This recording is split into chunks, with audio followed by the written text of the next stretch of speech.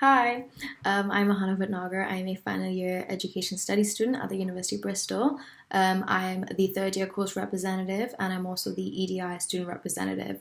I'm also an international student, so I chose Bristol because I didn't really want to be in a city, so a lot of international students like going to London, but I wanted a bit of a change, and Bristol was far enough from a city, but also close enough that if I missed it, I would, go back and visit, and it's not too far, so I thought it was a really good option.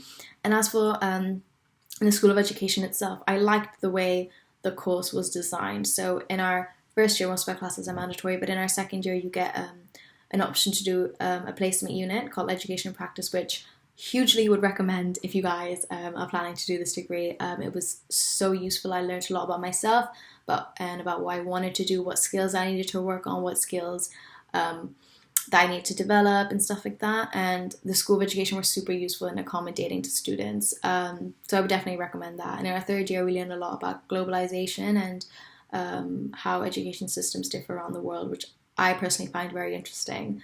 As for my future, once I've completed my degree, I'm kind of open to doing anything with educational research, policy, and inequality. So I wanted to be a teacher when I first came, but after learning a lot about it in my past 3 years, I think that's where my passion lies. But I'm still open to working in anything in education, really. So if that means teaching for a couple of years, I might do that.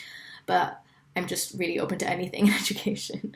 And as for advice and tips, I would say that as an international student, you might be feeling worried about being homesick and stuff. And I can tell you that I found a lot of places and restaurants and things that remind me of home. So don't worry, you'll definitely find things that remind you of home. And I know it can be a scary experience, but you love Bristol. It's honestly great. And as for the education studies course, I was concerned about being one of the only few international students on the course and not making any friends and things like that.